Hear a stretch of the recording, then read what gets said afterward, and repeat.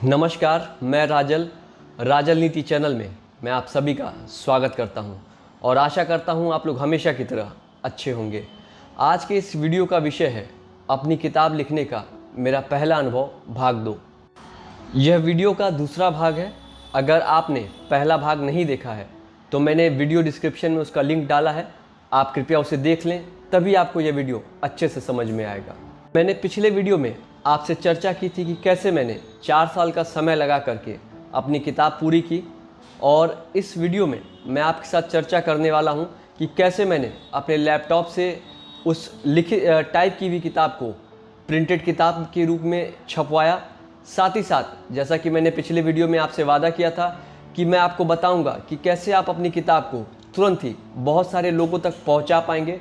इस वीडियो में मैं उन सभी बातों के बारे में चर्चा करूंगा। साथ ही साथ मैं आपको यह भी बताऊंगा कि किताब लिखते वक्त हमें किन बातों का ध्यान रखना चाहिए। तो इस वीडियो में मैं आपको उनसे जुड़े हुए कुछ टिप्स भी दूंगा। तो चलिए इस वीडियो को शुरू करते हैं।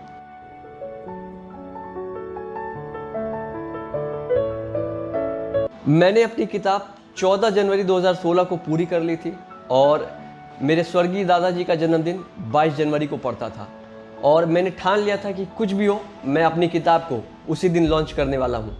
यह बिल्कुल असंभव सी बात लगती थी, और लेकिन मैंने ये तय कर लिया था कि मुझे इस काम को करना है तो करना है। और एक कहावत भी है, जहाँ चाह वहाँ राह। मैं कई दिनों तक लगा रहा और कि मुझे कोई ऐसा तरीका मिल जाए जिससे कि मैं 22 जनवरी को ही अपनी किताब को लॉन्च कर पाऊँ। कई दिनों के प्रयास के बाद मुझे इंटरनेट पर एक तरीका मिला जिससे कि तुरंत ही मैं अपनी किताब लाखों करोड़ों लोगों तक पहुंचा सकता था, और वह माध्यम था गूगल प्ले स्टोर।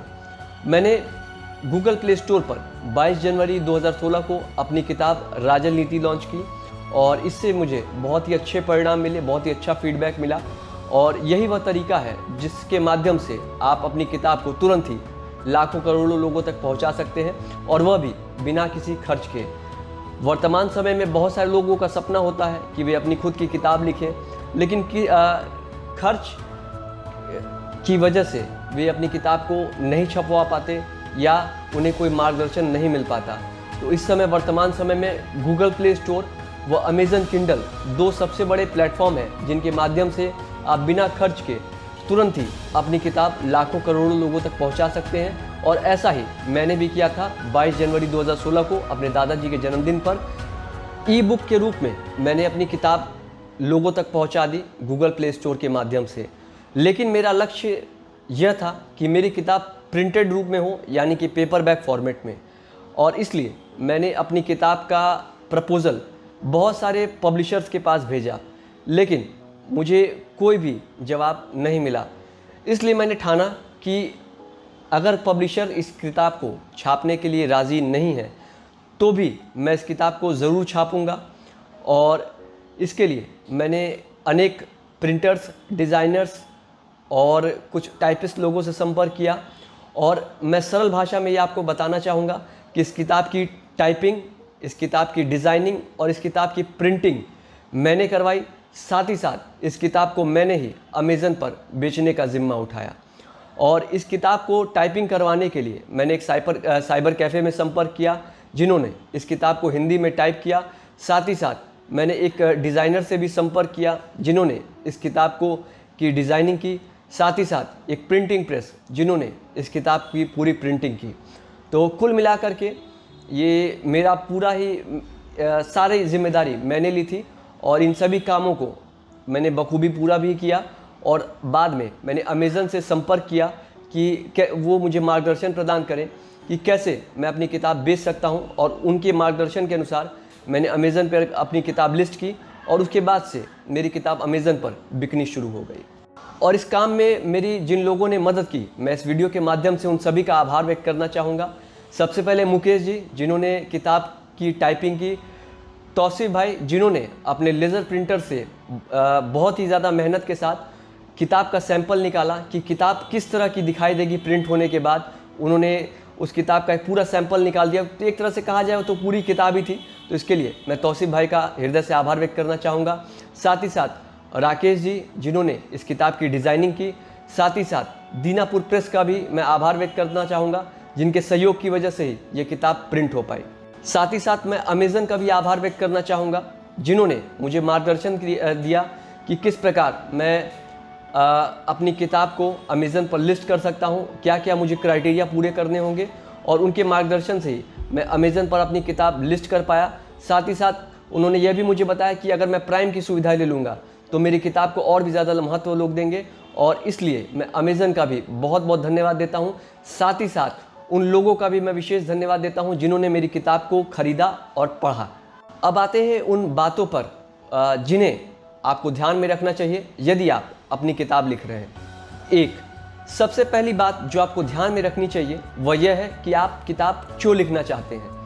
बहुत सारे लोग अलग अलग कारणों से अपनी किताब लिखना चाहते हैं। ज़्यादातर लोग तो ये सोचते हैं कि अगर वे किताब लिख लेंगे तो वो रातों रात अमीर बन जाएंगे। मुझे लगता है कि किताब लिखने का यह बहुत ही बुरा कारण है। अच्छा कारण तो ये होगा कि आप इस उद्देश्य से किताब लिखें कि आपकी लिखी हुई किताब लाखों करोड़ों लोगों के काम आए और इस वजह से आप अमीर बन जाएं, तो ये ज़्यादा बेहतर कारण होगा। और मुझे लगता है कि आप ज़्यादा अच्छे तरीके से धन भी कमा पाएंगे और संतुष्ट भी रहेंगे कि आपकी किताब लाखों करोड़ों लोगों के काम आ रही है और इस वजह से आपकी भी इच्छा पूरी हो रही है। साथ ही साथ बहुत सारे लोगों का यह भी कारण होता है कि वे किताब इसलिए लिखना चाहते हैं कि उनके जाने के बाद भी लोग उन्हें जाने कि उनका जीवन कैसा था, वे कौन थे, वे क्या करते थे।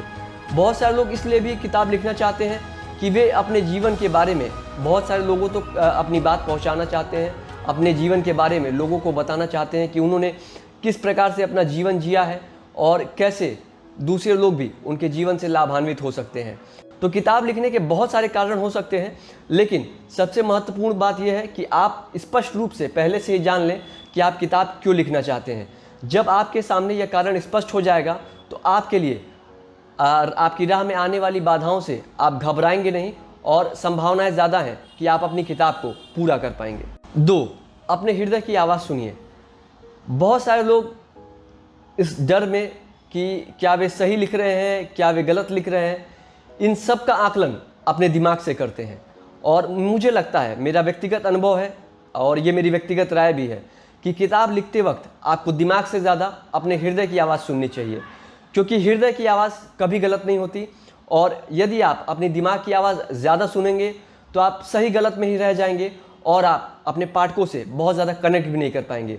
तो मेरा आपको सुझाव होगा, अपने हृदय की आवाज़ सुनिए, अपने हृदय से लिखिए और आपकी किताब की सफलता की संभावनाएं बहुत ज़्यादा बढ़ जाएंगी।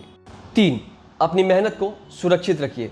बहुत बार ऐसा सुनने को मिलता है कि किसी व्यक्ति ने एक किताब को लिखने में सालों साल की मेहनत की, लेकिन अंत में उस किताब को किसी और ने अपने नाम से प्रकाशित करवा लिया या उस किताब का ज़्यादातर सामग्री किसी और ने अपनी किताब में सम्मिलित कर ली। तो मेरा आपको सुझाव होगा कि अपनी किताब को आप सुरक्षित रखें, किताब का कॉपीराइट लें, किताब का ISBN नंबर लें।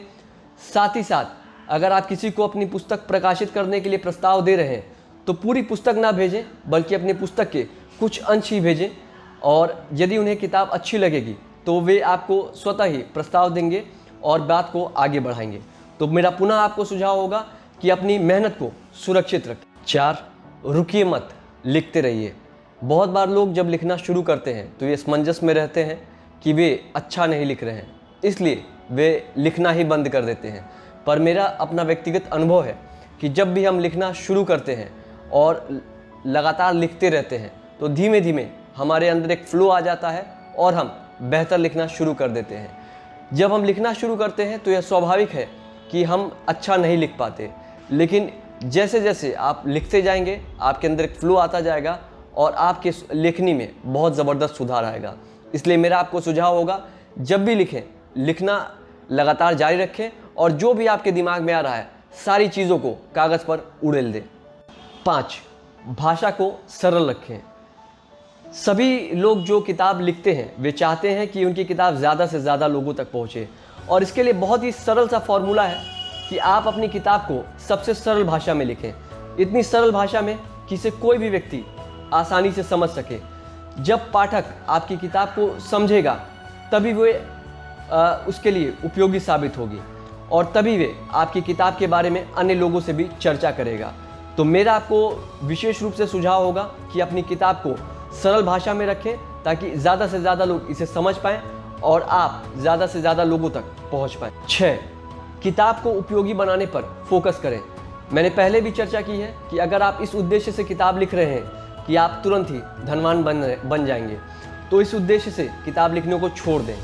मेरा आपको सुझाव होगा कि सबसे पहले आप इस बात पे फोकस करें कि किस प्रकार मैं अपनी किताब को इतना ज़्यादा उपयोगी बना सकूं कि यह पाठकों के काम आ सके। जब आप अपनी किताब को ज़्यादा से ज़्यादा उपयोगी बनाएंगे तो ज़्यादा से ज़्यादा पाठक आपकी किताब को खरीदेंगे, और जब ज़्यादा से ज़्यादा पाठक आपकी किताब को खरीदेंगे तो आपको लाभ मिलेगा और अंततः आपके पास बहुत सारा पैसा भी आ जाएगा। तो इसलिए सरल शब्दों में आप अपना फोकस इस बात पर करें कि आप अपनी किताब को कैसे ज़्यादा से ज़्यादा उपयोगी बना सकते हैं, और जब आप अपना फोकस इस बात पर रखेंगे तो आपके सारे सपने पूरे हो जाएंगे, चाहे नाम है या पैसा है, दोनों ही आपको मिलेगा। तो ये था आज का वीडियो। आपको ये वीडियो कैसा लगा मुझे ज़रूर बताएं। आपके कमेंट और फीडबैक मुझे बेहतर प्रयास करने की प्रेरणा देते हैं। साथ ही साथ मैं आपसे भी जानना चाहूँगा कि किताब लिखने के और भी बेहतर टिप्स क्या हो सकते हैं। यदि आपको ये वीडियो अच्छा लगा तो इस वीडियो को लाइक करें। यदि आपको लगता है इस वीडियो से किसी और को भी सहायता मिल सकती है तो इस वीडियो को शेयर करें। मैं आगे भी आपके लिए ऐसे ही ज्ञानवर्धक वीडियोस बनाता रहूँगा। उन्हें प्राप्त करने के लिए राजा नीति चैनल को सब्सक्राइब करें। ईश्वर से मैं आपके उज्जवल भविष्य की कामना करता हूँ। वीडियो देखने के लिए आपका बहुत बहुत धन्यवाद।